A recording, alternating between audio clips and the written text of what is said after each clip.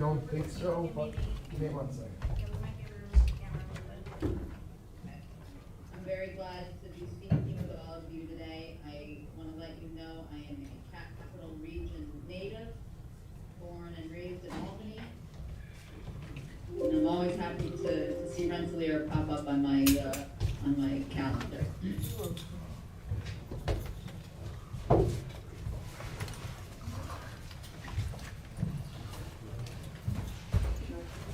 Unfortunately, our camera allows for the one to start. There are Okay. certain skills. Okay, understood. Thank you. So Eric, the students are in the room. We just can't see them. Oh, okay. As long as they see us. They can see us. They can hear us. So Ms. Quackenbush, if you're ready to begin, I'm going to get us started. Is that okay? Yep, sounds good. Great. Now we have Margaret. What's that, Eric? We have what, 1 hour? We have 60 minutes total, so I'd like you to speak for about 45 minutes, and then we can turn. Questions. I'd like to speak, on a personal note to the students also. So about 45 minutes, I'll push it a little bit. And Okay. it gives me some time to talk to the kids too, as well as. Great. All right, everyone, I'm going to start our recording. You'll hear an announcement saying that in a moment. Recording in progress. I want to welcome you all to our session today. My name is Margaret Robinson. I work in the Speakers Bureau at the Museum of Jewish Heritage in Lower Manhattan. And we have the honor today of hearing from Eric Lipetz, who is a Holocaust survivor. And Mr. Lipetz is here today to share his story of survival with you. As you just heard us discuss, Mr. Lipetz will speak for about 45 minutes, and then we'll be able to take some questions from you. You might have prepared some questions in advance, which is great, but you might also think of some things that you'd like to ask him while he speaks. So if you have something to write with, good idea to bring that out and have it ready so that you can write down the questions and not forget them during Mr. Lipetz's talk. So, Eric, I am going to spotlight you for everyone. And when you're ready to begin, we are ready to listen. Okay. Let me know when you'd like me to share the screen and move on over to your presentation. I lost you. Can you hear me? Yes, I can hear you. You might not be able to see us because I've made sure that your image is large on the screen. So it can be a little disorienting not to see to whom you're speaking, but we are here and we hear and see you. Okay, let me just, funny, we were talking, everything was fine, and all of a sudden, it says, let me see if I can get something on this. Are you on an Apple? Okay, here we go. Here we go. Good morning, everybody. I'm sorry that I can't see you. You see me. It may seem strange to you. I'm wearing a pretty heavy sweater. Believe it or not, it gets cold in Florida on some days also. But it's all right. It's still a beautiful state, as was New York, as is New York. I lived there for many years. But let me tell you my story, and we can have a chat also afterwards, and whatever you want to know, I'll certainly try to answer your questions. I was born in Antwerp, Belgium in 1936, October 31st, and had two older brothers. My oldest brother was 4 years older than me, and my middle brother is only about 13 months older than me. We had a nice life in Antwerp.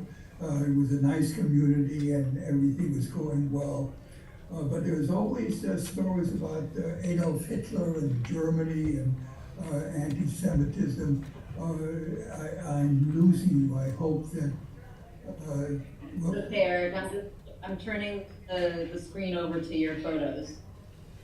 Okay. Oh, I see what you're doing. Okay. There's my two older brothers and me. I guess for you, I'll be all the way on the left. The other picture is my grandfather, who died in Auschwitz, one of the concentration camps.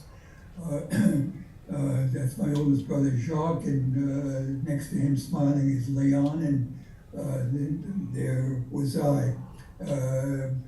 Antwerp is right near Brussels over there, as you can see. The main airport was in Brussels as well as Antwerp. So life was good. But my father, who was a very educated man and a very strong man also, he could speak 6 languages very fluently, and luckily he could speak German very fluently. He was reading in the papers all the time about Hitler and listening to the radio, etc. And he felt that Hitler's words about invading Belgium was going to come true. And everybody was telling him, you know what, it's just talk, it's just politics.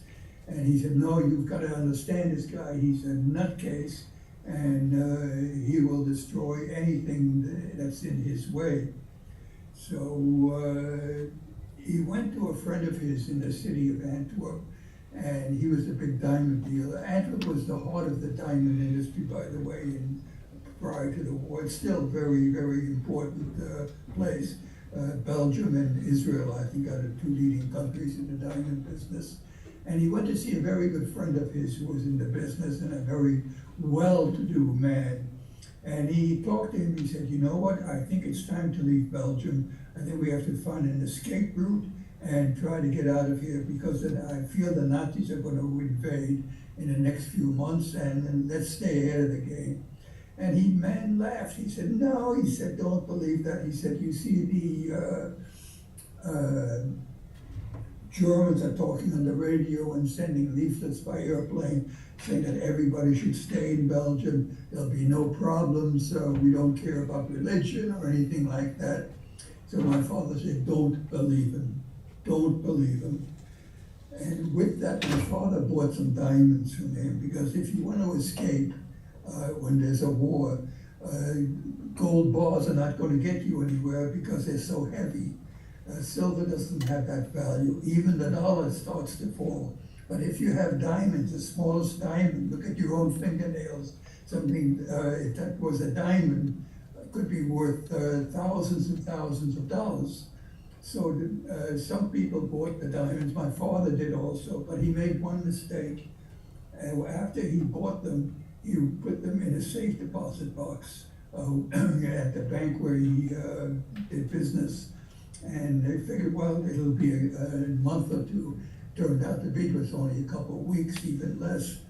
And here I'll tell you a story which is very, very difficult, and just be strong with me here and listen, and you'll have a good understanding. This, by the way, is my grandfather. And I so resent the fact that I never had a chance to see him. Only my oldest brother saw him. When the Nazis came into the Ukraine, that's where he was from, they killed my grandmother right there. They bayoneted her, and they took my grandfather and took him to Auschwitz. That's their wedding picture. That was the what people wore in those days. My mother was a very, very beautiful woman. But anyway, the Nazis did come in, and this diamond dealer, who's this close friend of my father, they banged on his door. That's my parents, as we were getting ready to make our escape. You see my oldest brother on the left, I'm in the middle where the arrow is. That's my mother and father, and my brother Leon. So they get a knock on the door, and the man opens up and he says, what do you want? It was a German officer. And he said, you know, I'll tell you what I want. I want to kill you. I want to kill all the Jews. So I'll start with you. And with that, he took his Luger out, that's the German revolver, and he shot him right in the head in front of his wife and 2 little babies. The woman is screaming, what have you done, you idiot? And he looks at her and very politely says, Madame, if you would like me to do this to you also, you better just stay still for the meantime. And when I tell you to go downstairs, grab those two little breaths of yours and go down and shut up.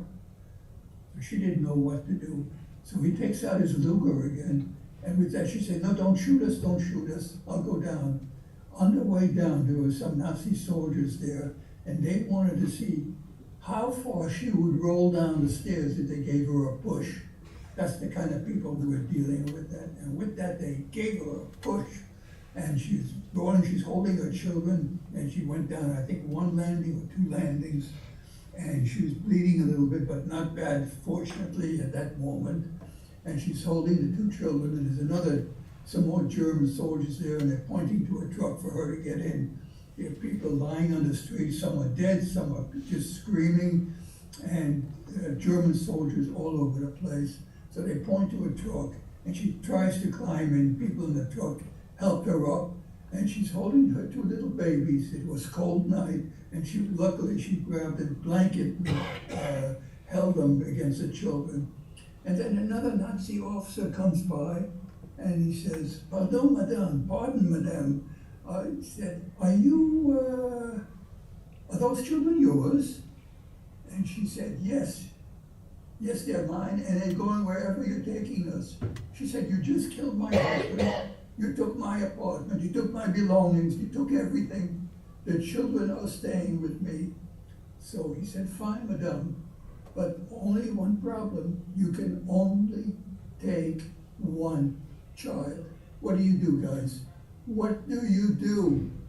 She said, no. That's all I have left are these two children.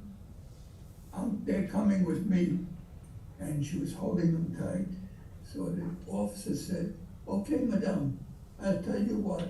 Either throw one of the children out and let me have them, or I can shoot both of you, both children, and you right here. She said, no, don't do that. And with that, she lost her mind. She just had a complete breakdown. She took both children and threw them at the German officer.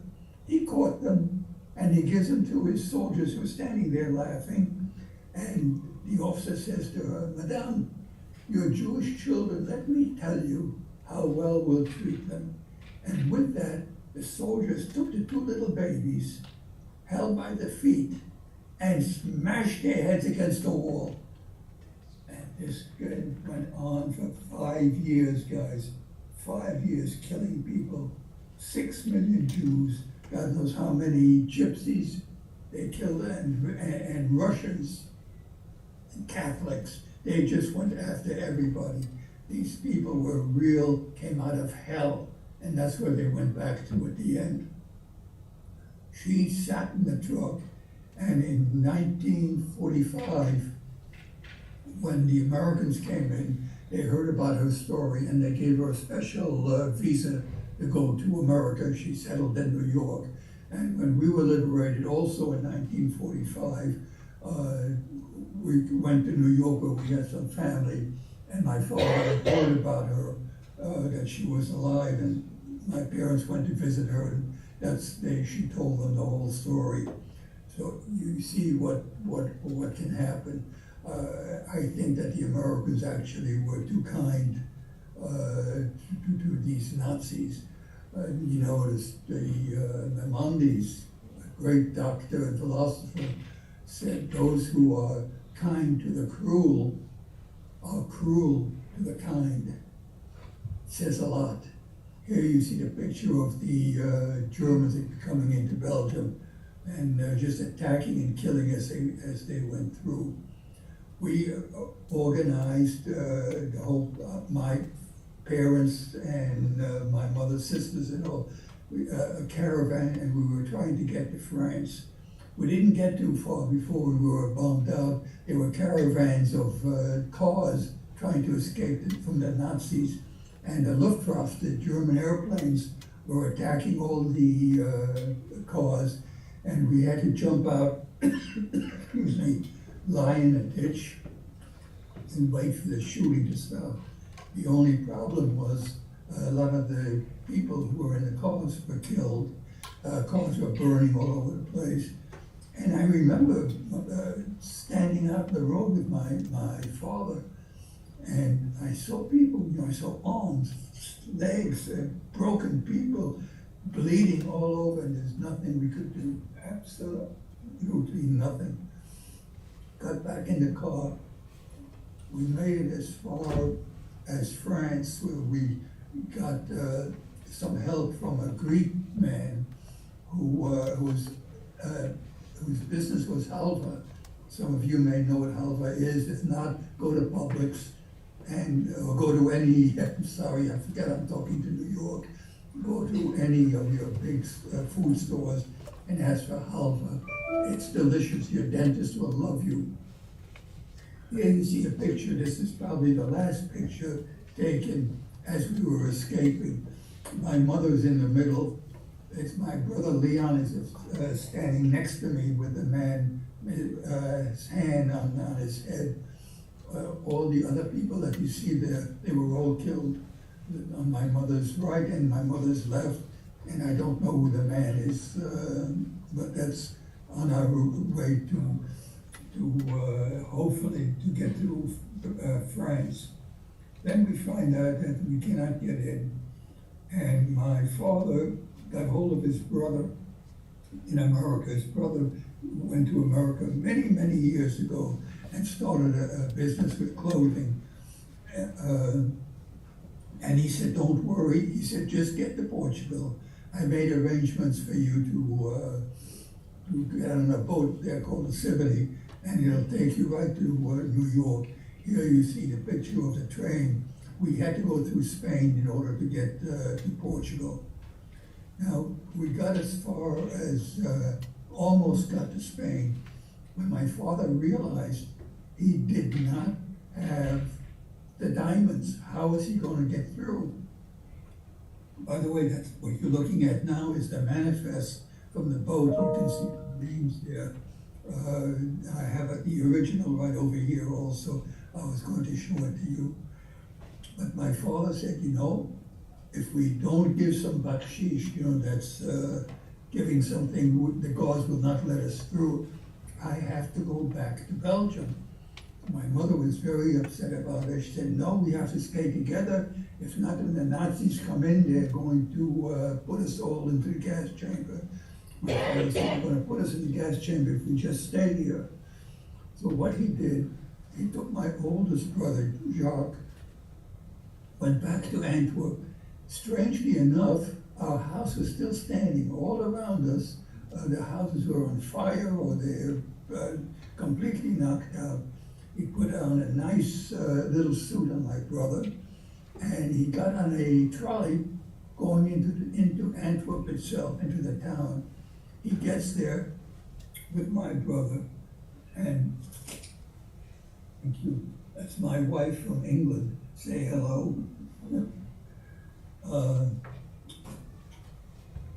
They get on the trolley, they get into the city and go out, and it's full of Nazi soldiers there.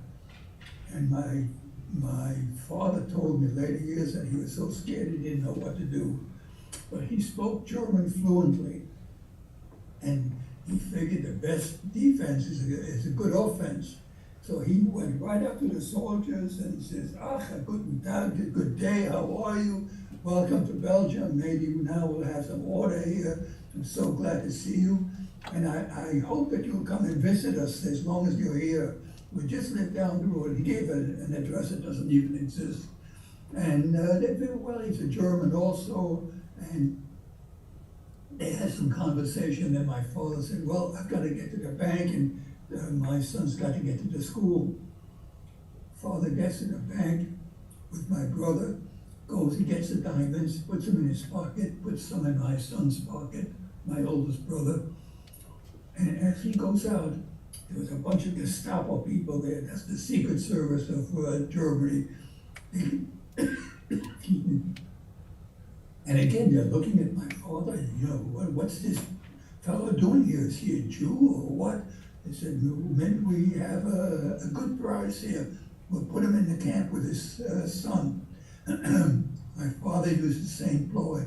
He went right up to them, says, "Guten Tag, how are you?"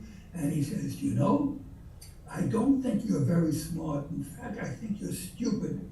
It took you so long to get here, and all the telephone lines are dead, can't hear anything. And he said, you know, I haven't been to Berlin with my wife in a couple of years now. We used to go to the Beethoven concerts and Mozart and Wagner, and now there's nothing. What are you going to do? When are you going to change things? And they started laughing. So they figured, well, he's one of ours, you know. And my father kept the conversation going for a while, and then he said, okay, I have to leave you, but I want you to come and have a schnapps, and if you get these telephone lines working, he said, you can call your families in Berlin. And with that, he left, and he made it back to where we were hiding. And this fellow who owned the Halber factory, he said to us, you've got to leave here. You've got to leave. If the Nazi soldiers come here and they see you, they'll kill you and me. So we made our escape, and we were trying to get to Spain, and from there to Portugal, and Portugal would take a boat to America. Easily said, but not easily done. We get to the Spanish border, and they stop us, and they tell my father, after my father gives him a couple of diamonds, look, your wife can come through, your children can come through, but you can't. My father said, what do you mean you can't? I can't. Why not? He says, because you're of military age, you have to go back to Belgium and fight. My father said, what are you saying? There is no more Belgium to fight for. It's the Germans that own Belgium now. It's full of German soldiers, they'll kill us. So he says, can I make a call? Goes into another room, and he calls his brother up and tells him the problem. So my uncle said to my father, go to Morocco, let your wife and the children into Spain, and I'll make arrangements for you from there. So my father says, okay, I'm going to go to Morocco. Tells my mother to stay in Spain, and with 3 children, that's me and my 2 brothers. My mother was very upset again, but what can you do? My father went to Casablanca, and he went to the hotel that he was told to go to, and we stayed in Spain. It was already full of Gestapo agents, and they were following us around. It was a horror, a real horror, because they couldn't wait to get their hands on us, but they weren't allowed to because there was a treaty with Germany that Spain would stay out of the war, even though it was full of Nazis. My mother gets called to the French embassy, and they tell her, send your husband a telegram, a cable, and say, children very ill, come immediately. My mother didn't want to do it. She thought it would be bad luck to do it, but it's la guerre, it's the war, what can you do? And so she did. No answer. Another cable 2 days later, no answer. By the time the 3rd cable went through, they got an answer. I'm on my way back to Spain. My father arrives back. I don't know how he made it back, but he made it back. And we get on this train.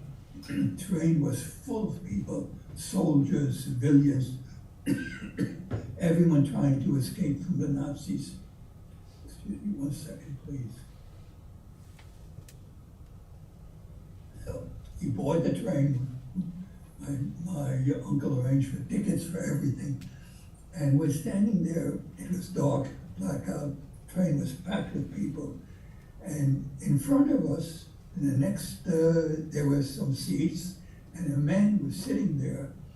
And the Belgian soldiers went up to him and says, Monsieur, qu'est-ce qu'il y a avec toi? C'est la guerre, je comprends. I'm sorry.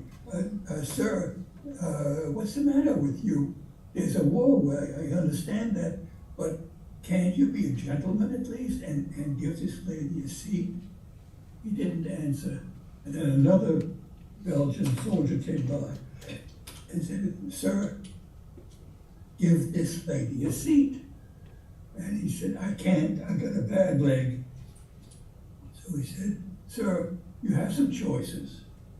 He said, "Give the lady your seat so she can sit with her 3 children, or let the 2 little ones, my middle brother and I, sit on your lap, or I can just shoot you and throw you out the window." Said, like, "Yeah, it's the war, who cares?" Eric, this is before you got on the ship? Pardon? This is before you got on the ship? No, this is on the train, going to Portugal, where the ship was. This is from Spain to Portugal. Okay, so before you got on the ship? Yes. Okay, thank you. Okay. And so he said, okay, I'll take the 2 little boys on my lap. So he picks me up and puts me on one leg. Then he picks up my brother Leon and puts it on this fellow's other leg. With that, my brother, he's only at that time 5 years old or so, his leg kicked. And this man was a German spy. He had a transmitter hidden in his pants by his ankle. So the French soldiers saw immediately what was going on. They shut it off, and they grabbed him and they took him outside, and they shot him. You know, that's the war. This is what happens. So we get to Portugal. It was a terrible ride. We were wearing the same clothes all the time. We had nothing. We had nearly nothing to eat also. But we made it to Portugal, so it was a big step to freedom. We're in Portugal now, Margaret. Thank you. I'm gonna show them the picture of the ship, okay? Yes, we're on the ship now. And the captain, the ship was full. The captain gets that's the Symphony. And in 1941 was going from Portugal to New York. As we were boarding, the captain gets on the horn, you're on the loudspeaker, and he says, "I have 2 announcements to make, and I want everybody to listen. First of all, we just got a cable from the International Weather Bureau that one of the worst storms the Atlantic has ever seen is going to start in a few hours. So if anybody wants to get off, they can. I don't know how much this ship can take. We may have to go to an island, or the ship may sink, and we'll have to jump on the lifeboats." The second announcement I have to make is the Atlantic is full of German submarines and U-boats, and they would like nothing better than a torpedo a boat full of Jewish refugees and Catholic refugees and gypsies, whatever there is, and Fuhrer will give them all medals. So I said to my father many years later, when he was telling me the story again, and I said, "How many people left the boat?" Zero. Nobody left. Everybody rather take their chances with the storms and the submarines and U-boats than take their chance with the Nazis. So we go out and the ship sails. Within a few hours, it was a storm like you can't imagine. People wouldn't go to their cabins. They were just standing on deck and throwing up. They were so seasick. There's only 3 people there that were not sick. And it was the captain, my father, and me. I loved it. The waves were over the ship, and we were going left and right and left and up and down. And I was just having a ball. And the captain said to his sailors, look at this little boy here, 4 years old. He's going to be my first mate. He's not afraid of a little storm. It was a terrible storm. My mother was sick, my brothers were sick. I mean, everybody aboard was, even the sailors were sick. It took about 6, 7 days, and then it started to calm down, and we sailed into Ellis Island, New York, and it was, 5 o'clock in the morning, 6 o'clock, something like that. The captain gets on the horn again, he says, "I want everybody to come up on deck." So everybody thought, oh my gosh, we've been captured by the Germans, now they're going to kill us all. And when they got up on deck, they saw the most beautiful lady in the world. You all know who she is. She stands there holding the fire of peace. The welcome to all refugees. Bring them here, and you can start your life in a free country. My mother was crying, my father was just holding it back, and they were dancing on the deck and everything. It was just wonderful, wonderful. We're in America, the most beautiful country in the world, the strongest, the best, the biggest democracy. We landed there, and waiting on the shore was the FBI. Of course, they were looking to see if there were any German spies on board. The immigration department also, and some other departments. I don't remember which ones exactly. And they put us in a room. The doctor comes in, just gives us a very superficial look to make sure we weren't diseased or anything else. And then someone from the immigration department, two people come in, and they say, well, we have to congratulate you. Not many people managed to escape the Nazis, but you did. And that's really terrific. Welcome to America. But now I have to give you some bad news. The Congress passed a bill allowing only a certain amount of Jews to come into America. And it was a pretty anti-Semitic bunch of people in Congress at that time. And he said, you're over the limit, way over the limit. He says, you'll have to leave. You have to go back to Belgium or wherever you came from. My mother starts to cry. My father wanted to kill the guy. He was so upset. He says, wait, I want to make a phone call. So they said, sure, go in the other room and make your call. He calls up his brother, and his brother says, I know about the problem. He said, look, I make uniforms for the American Army, especially women's uniforms. He said, I have already told them what the story is, and I told them that you're going to the Philippines. The Philippines at that time was an American protectorate, just like Guam is now. And I told the immigration people that you're working for me, and you're going to help with the manufacturing of uniforms. So they're going to let you go to Manila, and at least you'll be safe there, number one. Number two, maybe it'll take another few weeks or a month, whatever. At least you're under American rule, and we'll get you a proper visa to come back to America. So what could we do? We were upset, but nobody was more upset than me, because I wanted to go on that boat again that goes up and down and left and right. And my father was laughing that we had a very good trip to Manila, actually. You can see it's quite a passage. And you've got to understand, not only a different culture, but different climate. It was before air conditioning. Actually, it was just about starting at that time. There were no screens in winter, and the Philippines, although Manila is the capital, and there was a lot going on there. There was also a lot of malaria, dengue fever, and you name it. It was there. And the heat was terrible, absolutely terrible. We're not used to it. You know, you're coming from Belgium, it's like England. It's damp, it's a warm day is probably 70, 75 degrees, and usually rainy and all.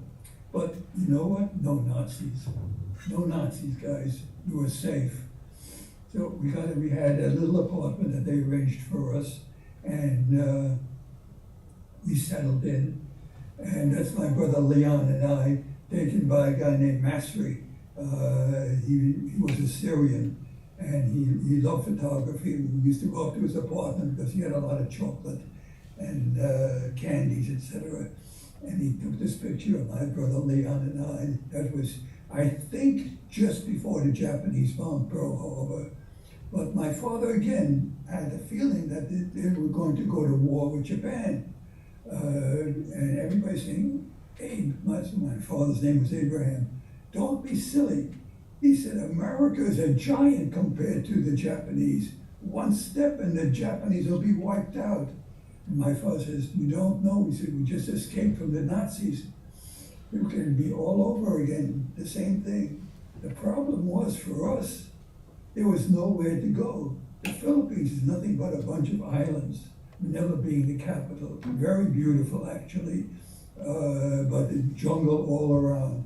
And what we wanted to escape, to get away, there was nowhere to go. We were going to jump into the Pacific Ocean and swim to Australia, 800 to 1,000 miles away in the shark-infested Pacific. No way, no way. There was nothing we could do. But my father says, you know what? We have to prepare for an invasion. My father went out and he bought as much canned goods as he could.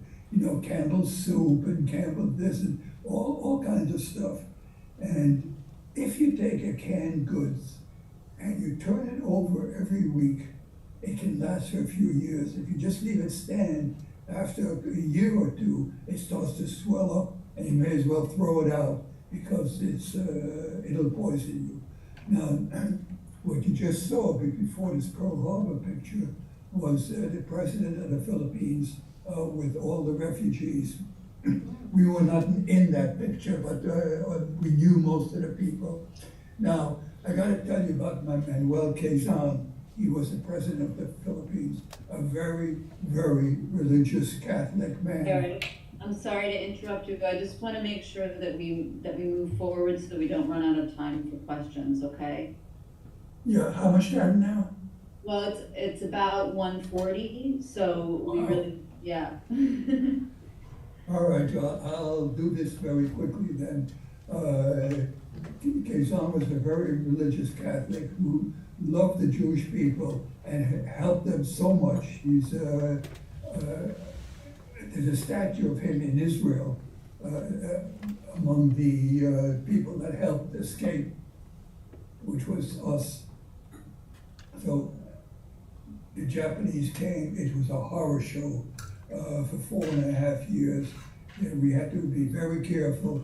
My father helped the guerrillas a bit, and there was one point there where my father made a skateboard.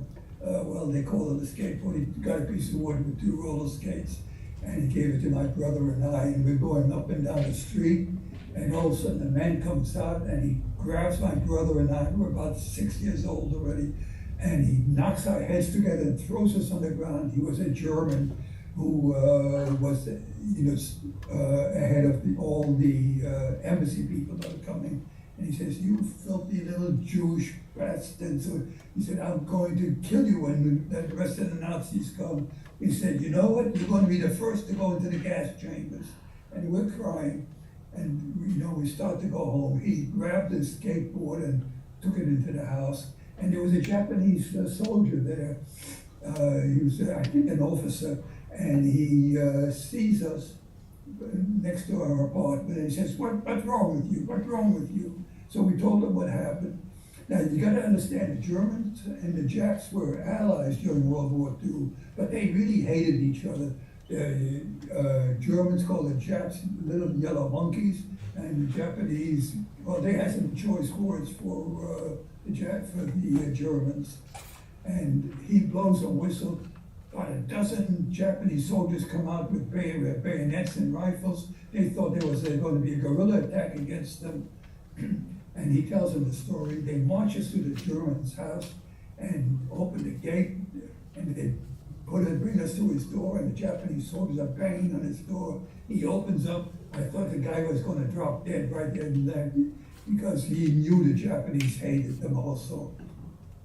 And the Japanese soldier points to the skateboard, and he picks it up and he taps my brother on the head and says, yeah, you're good boys. You can have the skateboard back. This is Santo Tomas. This was a prison camp. This is a university, by the way. They turned it into a prison camp. We were in a tent right near that place they used for their offices. That was the main place for the Japanese soldiers. Anyway, life went on. There's a lot more that I could tell you. My father was captured by the Japanese soldiers and escaped. There's a skateboard and there's the Japanese soldiers. Only my father could escape from this camp, but he did. And we went up into the more or less where the mountains are, and we hid there for most of the war. This is an American pilot who was shot down by the Japanese, and my brother and I tried to save him from the Japanese. And as he landed, we saw that he was full of bullet holes. He was dead anyway. I tried to take him and say, telling my brother, we can save him still. Papa can save him. Papa can save him. And there were some Filipinos around there. They said, get out of here, because when the Japs come, they're going to shoot you also. We started to go out and to get his dog tags.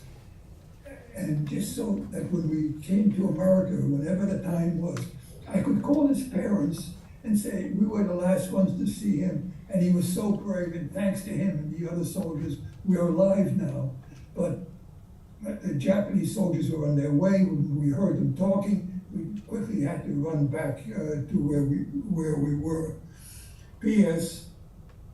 General MacArthur led the 1st Cavalry into the invasion of the Philippines, and one of the as they came across, my brothers and I saw them, and the tanks and hundreds of soldiers. And they stopped. There was a Colonel Hall there. He stopped and said to my parents, "What are you doing here?" and all.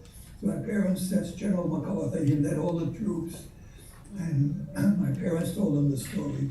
And one of the soldiers comes out from the jeep, and he puts his arm around me, and he says, "My name isn't it? For the life of me, I can't remember it." He said, "What's your name?"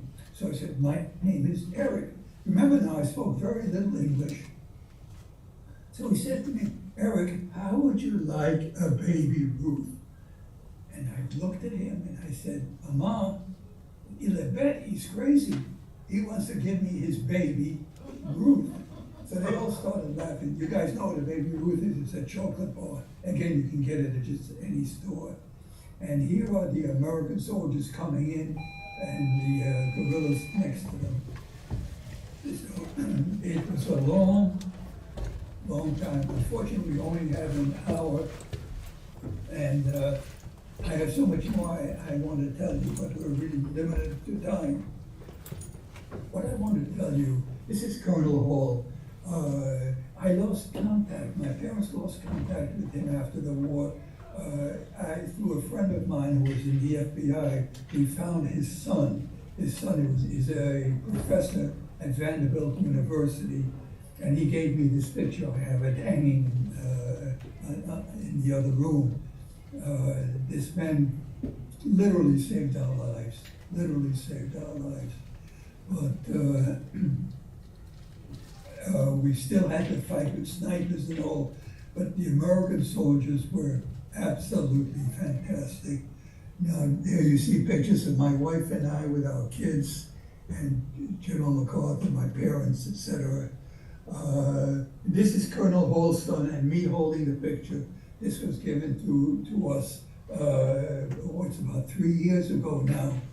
And the other picture also is my wife, Margaret, and this is the FBI guy who arranged everything for us. He was really wonderful. We finally made it to America in 1945, and that's a whole other story. And we also spent 10 years in Israel after we were married with our children. But again, that's another story.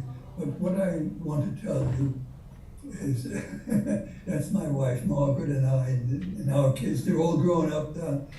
This one, his children are the ones who are going to Cornell University, the son, and he's also an honor student and on the swim team. My daughter, Gila, has got 3 girls. 2 of them are in Florida State University. My son, Ari, he graduated Rutgers, and unfortunately, one day we got a phone call from the police to come to this hospital. He moved to California. We went to California, and they told us, "Your son's got a brain tumor." died 3 years later at the age of 30. To this day, you know, I don't like to talk about it too much, especially when I'm talking to kids your age. You guys are wonderful. I wish I could see you, and hopefully I will be able to come to New York one day and come and visit with you. But just a quick note here before they shut us off. Be good people, be kind, and remember your teachers. Remember one thing, they don't teach for income, they teach for outcome. They want to see you grow up and be good people, smart people. So pay attention to what's happening in your life. You see what's happening in California right now with the fires. This is what Manila looked like when we were hiding throughout this time.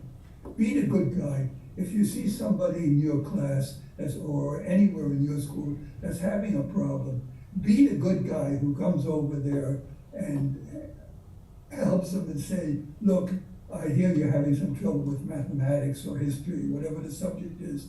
Why don't you come over to my house later and we'll work on it together. I'll show you some tricks that you can use. And with your parents, when you go home today, give your mother a hug. And when she said, uh-oh, what did you do in school that you come home to give your mom such a hug? Say, just because I love you. Just because I love you, because you've been so wonderful to me. And your dad, or whoever's there for you, also, same thing. Hi, Dad, how was your day? And throw out the garbage. Ask your father how things are going.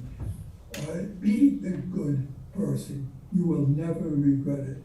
Just remember this. Those who are kind to the cruel are cruel to the kind. Be the kind person. Be the good person. That's Maimonides, that's not me who said that. But I really believe very strongly.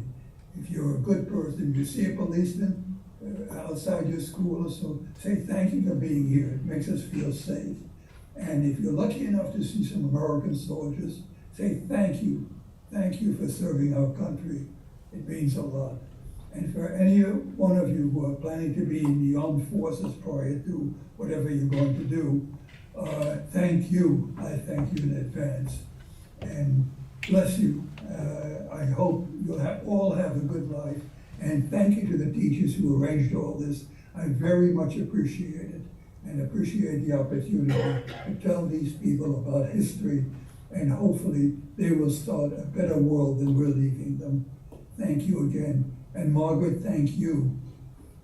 Thank you so much, Eric. Thank you for sharing such difficult memories with us, but also for the message that you ended your talk with today.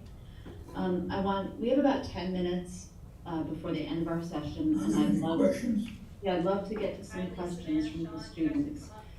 Students, you can feel free to come up to the mic, or if a teacher wants to translate, however we can have the questions heard. Do we have to say I do have a couple questions from students. Some of them are coming up to ask, otherwise I read some of them. Readers? Yeah. Okay. So one student asks, what was the feeling of finding out that after you became free, you had to go back? Oh, I didn't understand at that time. I was just a child. But I saw my mother crying. So, you know, the three of us started crying. We knew something bad was happening. That was terrible, terrible. I mean, it was so heartless to do that to people who just went through what we did. And I only told you part of the story because of the time. But my parents were completely broken. My mother didn't live long after we came to the States. She was finished, even in the Philippines. I've got a couple letters here. If we had more time, I would read them to you, saying thank God and thank America for saving us. I mean, that was really the gist of all her mail. Find the Google form in your ear, in your Crest and Shield Google Classroom. I think it was answered, wasn't it? Any questions? We have one Have a here. great afternoon. What did you do to cope with the pain and agony deportation and the destruction of war? How did you distract yourself? Both questions are very, very good questions. I was just a kid. I was playing, but I felt the tensions. I felt the tensions in my parents, and I don't know how my father got us through. I mean, I think we are now the only survivors of the two wars, both the Atlantic with the Nazis and the Japanese.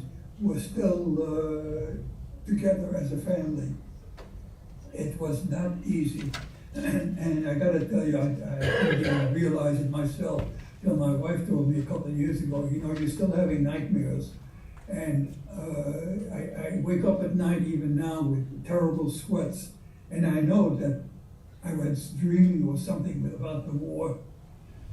I could tell you some more stories if we had the time. But Eric, how do you think it affected your parenting, like the way you were a parent to your children? say again, that's it. How do you think your experience during the Holocaust affected the way that you ended up being as a parent? Were you more protective of your children? Were you? I with my own children, I was firm, but I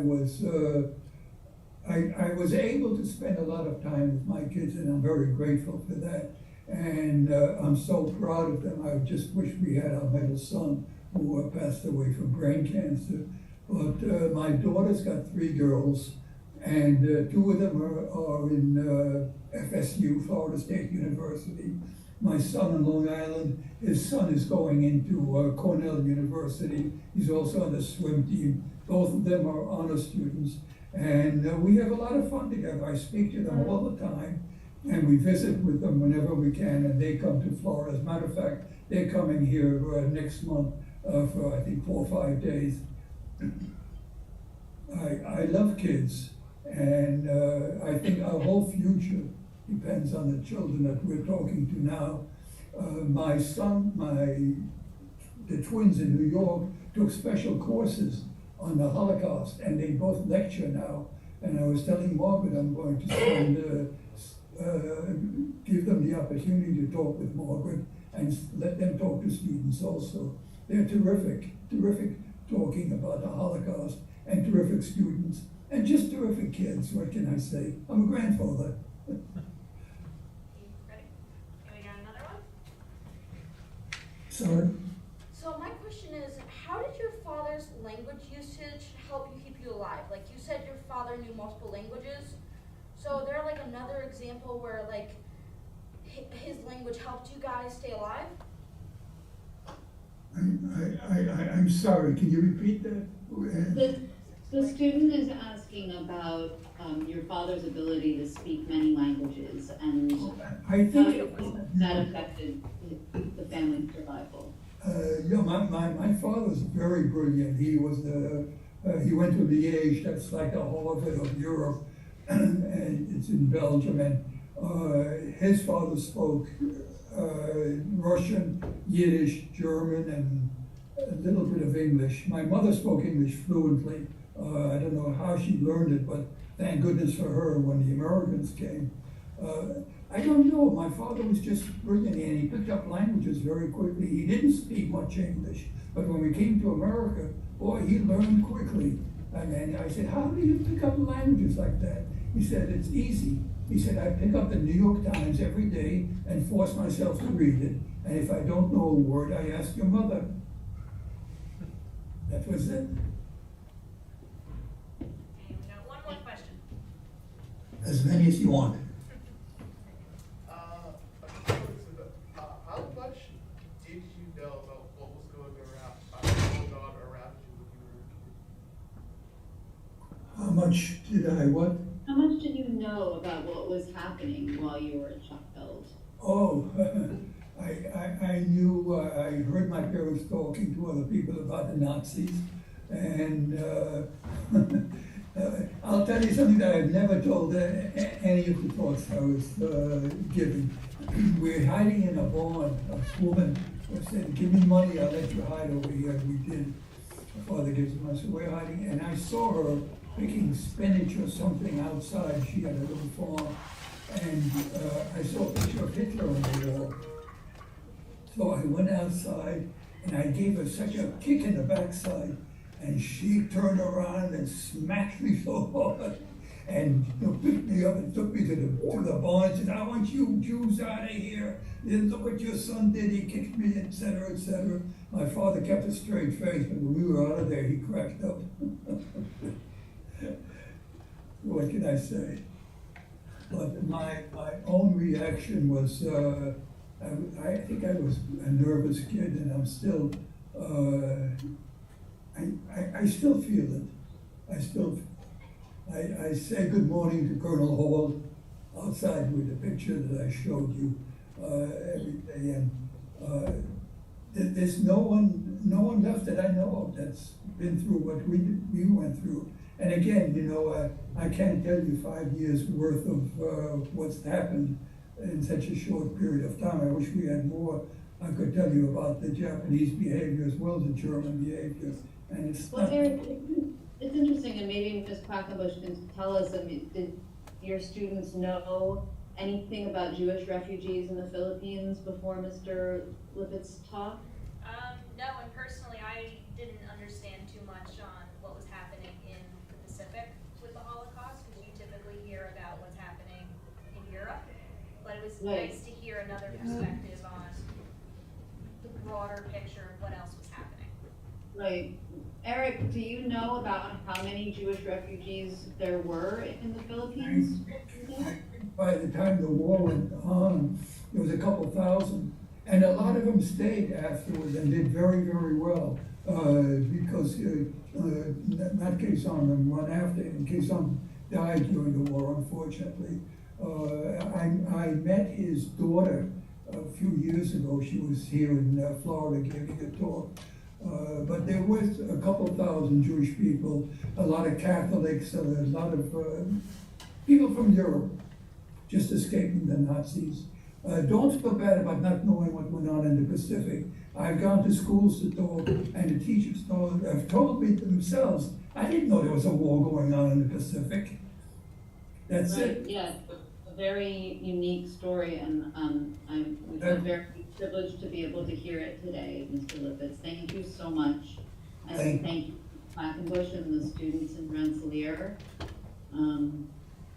Glad that we got to spend this time together. And if any questions pop up, please feel free to email me, and I'll share those with Mr. Lipetz later on. He's more than willing to answer questions as they come up. Bless you guys. Do well. Remember, it's only one life. Make the most of it, and do something for this world, because we're leaving you a bit of a mess, to say the least. Thank you so much. Thank you very much for the opportunity. Thank you. All right, I'll end our meeting now. I hope everybody has a good rest of the day. Bye. Thank you guys, great audience, and as she mentioned, if you guys do have any other questions, you can always shoot me an email or those will be with class. I take one of them. You guys go. Yo, she threw both of them. They smashed the baby's heads together.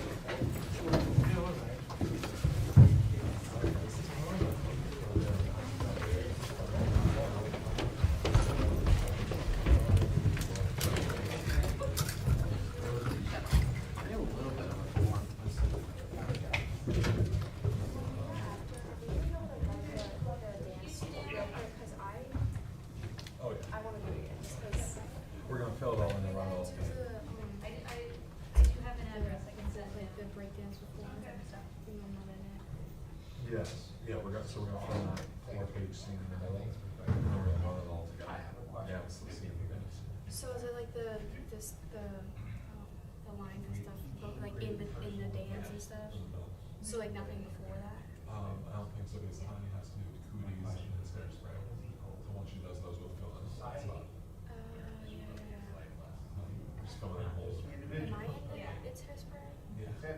Because I know only cooties, that's my son. Yeah. How does it hold? Once she fills that in, we'll fill it for us. Okay. I would love the kids to see the engineer. Yeah.